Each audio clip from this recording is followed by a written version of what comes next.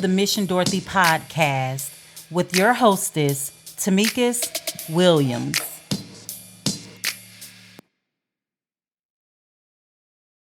Welcome. Thank you so much for joining us today here at Mission Dorothy, the podcast. Today, we are going to continue our six pillar of self-esteem series. And today we are going to cover pillar number 5, which is purposeful living or living purposefully, right? And so let's just go ahead and dive straight into the definition. The definition states to take responsibility for identifying our goals, to perform the actions that will allow us to achieve them, to keep ourselves on track, and moving toward their fulfillment, right? And so oftentimes people are living life as if they were created by mistake. What I mean by that is that there is no real purpose, right? You're kind of just going about life, right? Not to say that that is a bad thing if it is working for you, but there are individuals who need a little guidance and work and, needing to work on staying on track and having a little bit more structure. So when we talk about purposeful living, this is holding yourself accountable in utilizing, being self-assertive and self-responsible, self-accepting and living consciously. But purposeful living is you living on purpose, right? So, how does this relate to self-esteem? Self-esteem, it entails an experience of control over our own existence. We have an inner compass that guides us and sets our direction so that the locus of control is felt to be within rather than somewhere out in the world. So basically, the locus of control, what that means is that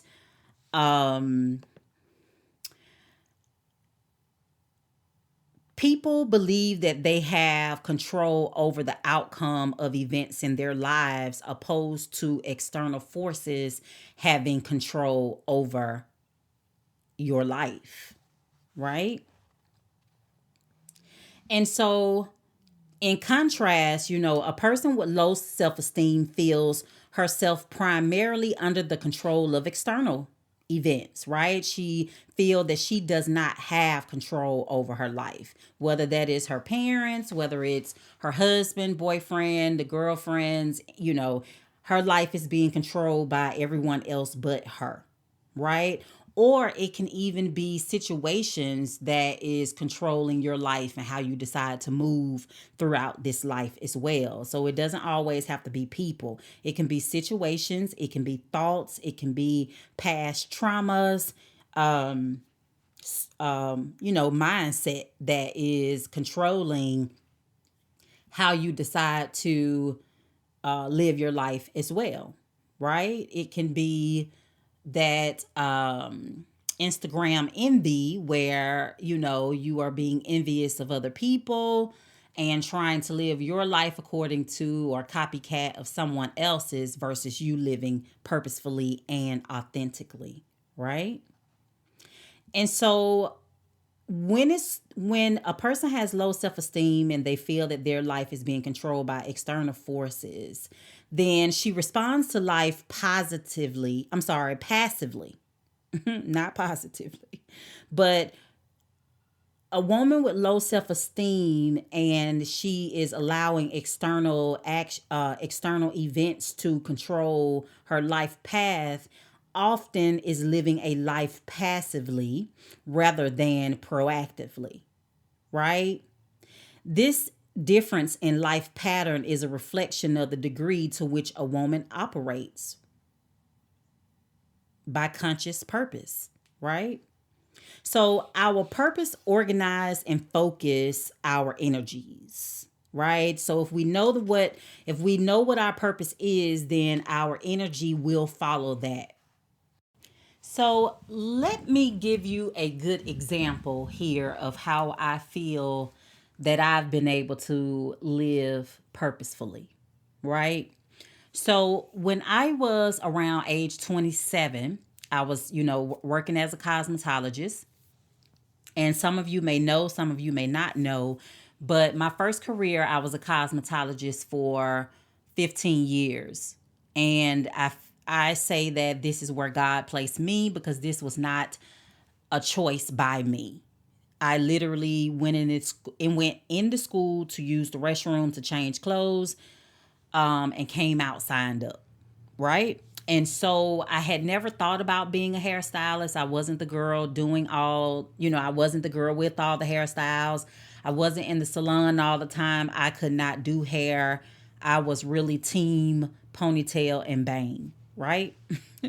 so and so around age 27, I'm working in the salon, and I started working in the salon from not at 19. So now we're looking at about 6 years later. I am just kind of thinking about my life and thinking about living purposefully, really, when I look back at it, because prior to that I wasn't living on purpose. I was just kind of going about things. When God introduced this opportunity to do beauty school, I didn't fight him on it. I figured that it was part of my life path, and I just went about it, right? And so when I it's amazing because at that time I had no idea that being a cosmetologist was going to actually lead me to my life's purpose, right? And so as I was, when I turned 27, it was like I woke up one day out of this fog, right? I felt like I had been kind of just walking in this fog, going about life, not really being purposeful. And I realized that I felt like I didn't know who I really was. I didn't know my authentic self, right? So I took this 3-year hiatus from the age of 27 to 30, and I just took time out to get to know Tamika's, right? What was my favorite color? What were those things that set me on fire? What did I really enjoy, right? What were the things that brought joy to me, that made me happy? Like, who am I as a person? How do I, how did I really want to show up in this world, right? And so I took those 3 years to like really get to know me. And by the age of 30, when I came out of that self journey, that's when I decided to go to college, right? So when I went to college, I had no idea what the end goal was, but I knew that I wanted to change my career. I had no idea what I wanted to do, but I just knew that what I was doing was not what I wanted to continue to do. So when we talk about living purposefully, I entered college, and I told the lady that I wanted to well, not that I wanted, but I like to talk, I liked to listen, and I like to make a difference in people's life. So she introduced me to the social sciences, and I found that social work was interesting to me. I liked the fact that it gave me a variety. I can work with a variety of people. If I got tired of working with one population, I can switch over to another population. If I didn't want to work with the school systems, I can do the legal route. I could work in hospitals. I could just do so many things. And so I settled in with social work because I felt like I had already been a social worker my whole life, right? As a hairstylist, your clients become comfortable with you, and you kind of become a confidant to them. And so I kind of already felt like a therapist there, right?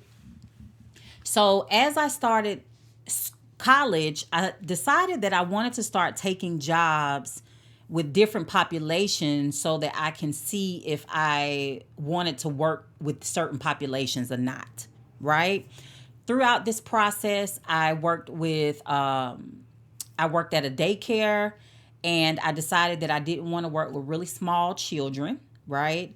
Then I decided to work at a senior high rise it was a senior and disabled high rise. And I realized that I didn't want to work specifically with just the seniors and just the disabled. Then I decided to, throughout my internship picks, I worked at a juvenile court and I worked at a domestic violence center. And I found that I didn't want to work with either one of those specifically, right? So I'm not saying that I didn't want to work with kids, the elderly, the disabled, battered women and children, or in the legal system. I just could not figure out which population specifically I wanted to work with, because in my private practice, I work with individuals with pretty much any of these issues. I have senior citizens. I work with women who may have been through domestic violence. I've worked with, I was working with children.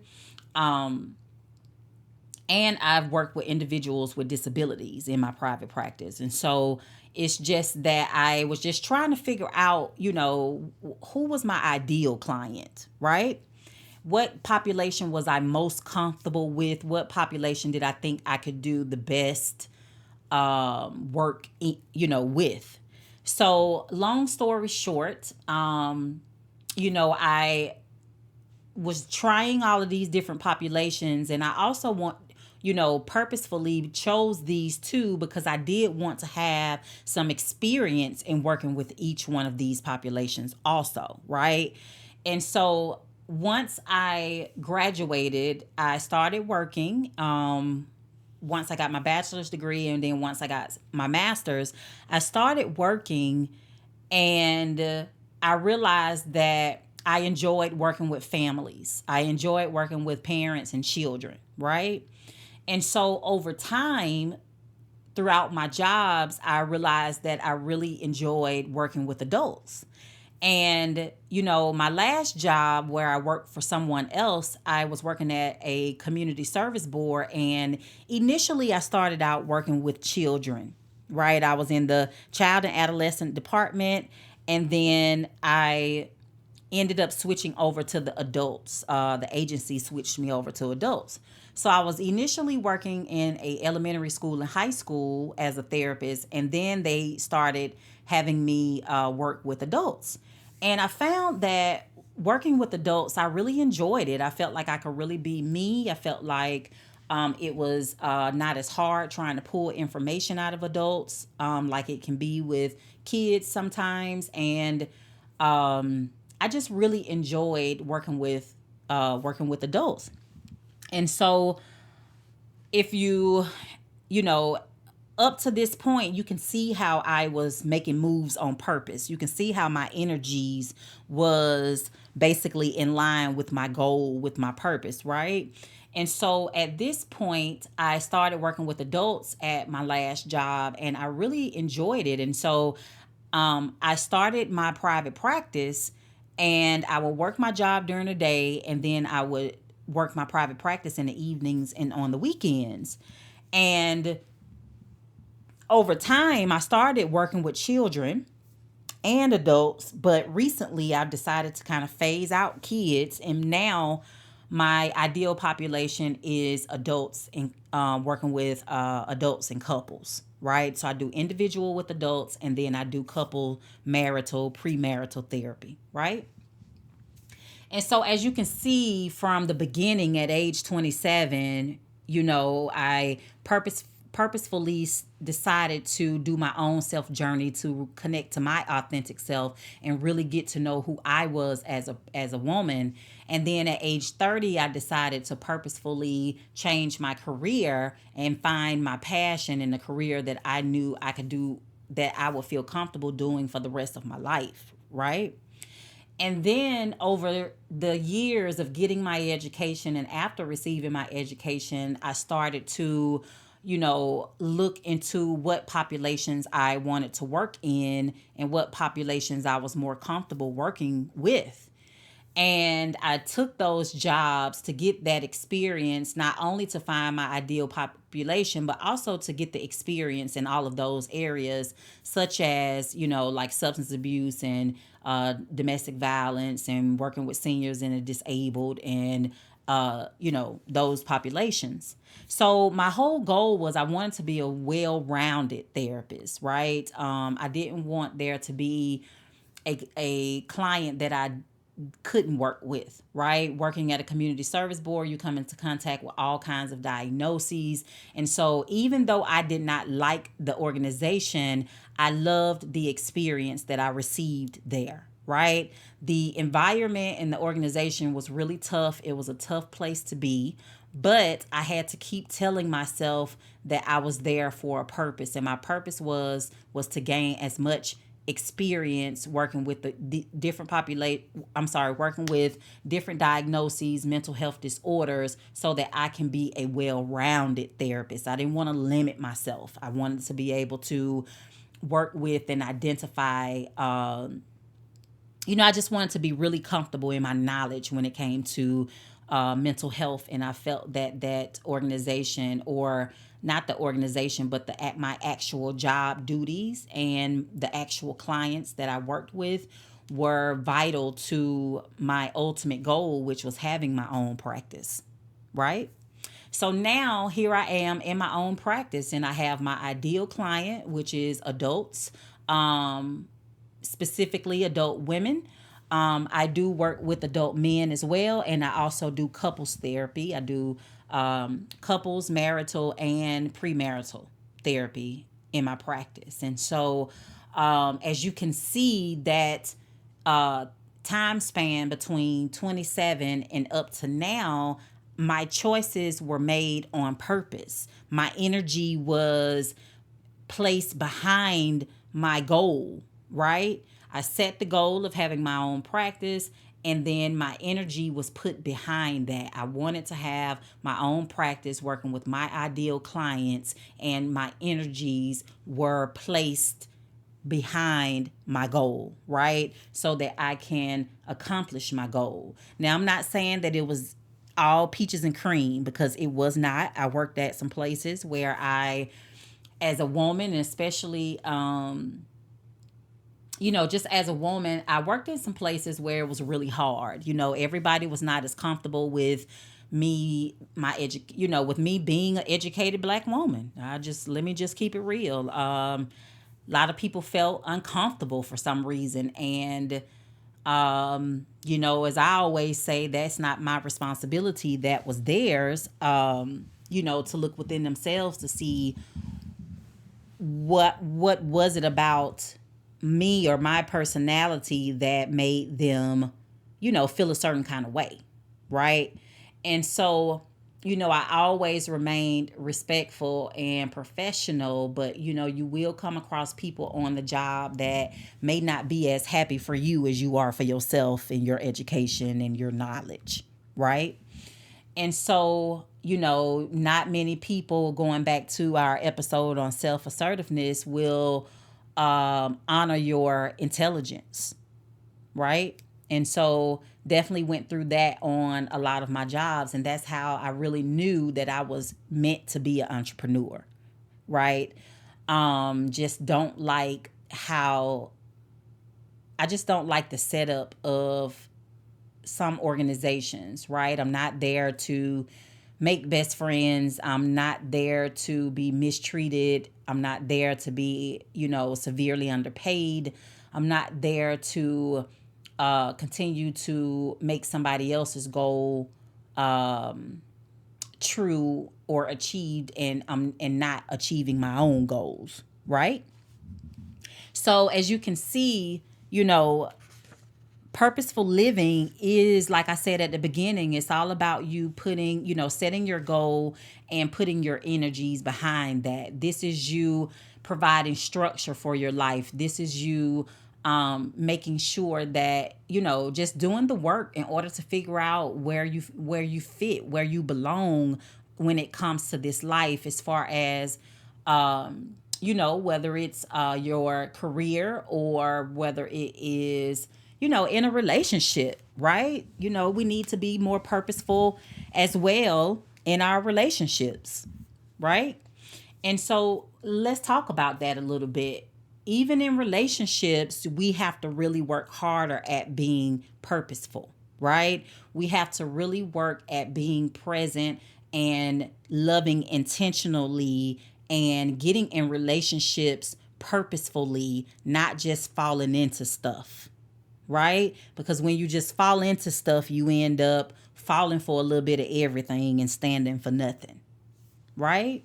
So you can love on purpose, right? You can show up in your relationships and really be intentional about it. Put your energy behind having a good, healthy relationship, right? And so I hope that I'm giving you guys, I hope you're really clear about what I mean when it comes to purposeful living, because that's the whole purpose of me doing this whole series. And it is to help you enhance your quality of life as you move forward with living authentically, right? This is you, like the definition says, like taking responsibility for identifying your goals and then performing the needed actions that will allow you to achieve them. But you also have to work to keep yourself on track and so that you can move toward fulfilling them, right? When I was in school, I'm not saying that it was easy. I'm 30 years old, starting my second career. It was not easy sitting in that class with them 18-year-olds. I mean, honestly, I was in class with a little bit of everybody because there was people in there age 69, 59, like 18, right? It was a lot of different ages, but there were a lot of younger individuals there because, honey, I was still young at 30. Yes. So don't get it twisted, okay? And so I'm not saying that this journey is an easy one. I'm not saying that it's easy to live purposeful. You have to be intentional. You have to keep yourself on track by being self-responsible, by being self-assertive, by working to accept yourself, as well as really working to be conscious, right? Because you got to be present. You have to be conscious of the choices that you make as you move forward to your goal. You have to be conscious that your energy, your efforts are moving toward fulfilling your goal, right? So as we move forward, I want you to understand that one of the most potent ways of raising your self-esteem and thereby gaining more satisfaction is by converting desires into purposes, right? Let me say that again. One of the most potent ways of raising self-esteem and thereby gaining your satisfaction is by converting desires into purpose. I desired a new career. I decided to get to know myself before I went to college. And the more I was able to get to know me, the more I understood where I wanted to be when it came to my profession, my career, my passion, my life work, right? I felt that the more I knew me, the more or the easier I would be able to identify my passion. Or let me take that back. Maybe the more that I knew myself, the more in line I was with God's purpose for my life. And when He put my purpose in front of me, I was able to identify it and move forward in it. Yes, that's it right there, right? So you may say, well, Tamikis, how do I convert my desires into purpose? So my example of my own journey is one way, but also I want you to ask yourself what actions you would need to take if your purpose were to achieve your goals in reality, rather than just dream about them, right? Because we can sit and we can dream about our goals, but we're not taking any action. We're not putting any energy behind it, right? So think about it. Ask yourself, what actions do I need to take, right, in order for me to achieve my goals in reality instead of them just staying in my head as a dream, as a desire, right? Sitting in my heart as a desire and sitting in my head as a dream. How can I make these a reality? First, you need to design an action plan and begin to implement it. So sit and think about, what is it that you feel you really want to do, right? Really take some time to focus on that. Journal on that. Think about the things that you enjoy, that sets you on fire, those things that you really love to do when you were younger, when you were, just throughout your life. It was like a common theme. Each one of your jobs had something to do with, it was implemented there somehow in some of your skill sets. But really think about, what is it that really brings you joy? What is that thing that you would do, and even if you didn't get paid for it, you would still enjoy it, right? So sit down, design that action plan, and then you got to really work to begin to implement it. So you write out that goal, and then you write out the mini goals that need to be accomplished to get you closer to your ultimate goal, right? And then within each mini goal, you think about the steps that need to be taken to achieve each one. Now, as you do this, I want you to monitor your progress and pay close attention to the outcomes of your actions. Remember, consistency rules. So if you're not consistent, if you're procrastinating, if you're, fearful, scared to move forward, then it's not going to happen. It's not.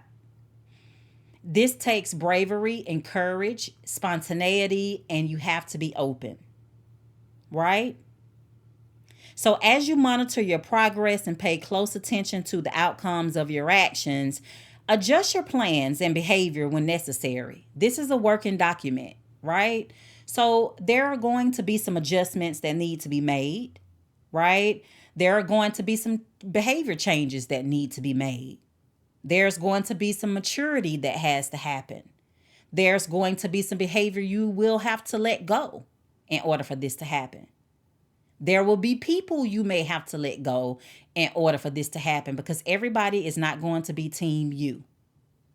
When I decided to go to college, a lot of people were against that, right? Well, why would you want to go and work for somebody else? You working for yourself. Because what they didn't understand was my ultimate goal was to get back to working for me. But I didn't feel like I had to explain that to anybody, right? I had already made the commitment within myself that this is what I was going to do. And I didn't need anybody else's approval. So as you move forward, there are going to be some naysayers. There are going to be some people that are against the changes that you would like to implement into your life. But at the end of the day, I need you to remember that it's your life, not theirs, right? This is your path. This is your life journey. This road was made for you. Nobody else can live your journey outside of you, right? So as you continue to move on, I want you to keep yourself on track. Keep yourself on track, moving toward fulfillment, and watch yourself grow in personal power. Okay? So I want you to really be intentional about these steps. Remember, this is your life. So you're going to have to hold yourself accountable as you go throughout this process of living purposefully. Yes, It is easy to go back to old habits. But once again, this is you being self responsible and you being self assertive and holding yourself accountable for staying on track, assessing possible changes that may need to be made. But what I really want you to remember throughout this entire journey, I need you to be true to yourself. And that means good or bad. And what I mean by that is if you know that you have some behaviors or some of your ideas throughout this process is not the best ones, then you have to make some changes for the betterment of you, your quality of life, right? So if negative habits need to be, if they need to be let go of, let them go. Right? If you have a habit of being passive, then I need for you to work at being more assertive, right? And please don't go from one spectrum to the other, right? Balance is the key. So, in throughout this process, you have to really be intentional and conscious of your moves while checking in with yourself to make sure that you have mental, emotional, and physical balance as you go throughout this process, okay? I can't stress that enough. The journey is always I'm sorry, I'm getting tongue tied. The journey is not always easy, but in the journey is where you learn the greatest lessons, right? Yes, we want to achieve our goals and we want to, arrive at that destination, but it's in the journey that you learn the most about yourself. It's in the journey that you learn the lessons that need to be learned in order to sustain once you reach your destination. Okay? All right. That is it. And that is all. I am not going to keep you guys as long as I have been today. But I really do hope that you will really listen to this episode, listen to it again, share it with whoever you feel you need to share it with, because my life has definitely changed once I chose to live intentionally versus just going about this life, this opportunity. Right? As I've stated in a past episode, I think it was self-responsibility where I talked about like this life is a gift. None of us could be here right now, but we are. So, how well are you taking advantage of this opportunity? Don't take it for granted. Because it's going to be as beautiful as you make it. Remember, not looking for somebody else to make it beautiful for you, but it's going to only be as beautiful as you make it. So really work to live purposefully. So as you already know, there will definitely be some homework stems for you over in our Instagram account. You can click the link in the bio and you can get the downloaded worksheets to go along with this episode. And I look forward to reading you guys' comments as it relates to you going on your journey and you working to be more purposeful in your living, but also being more purposeful in your decision making as well as in the love that you give. Okay? All righty. Well, until our next episode, I need you to go out there and start working to live purposefully. Have a great one. Thanks.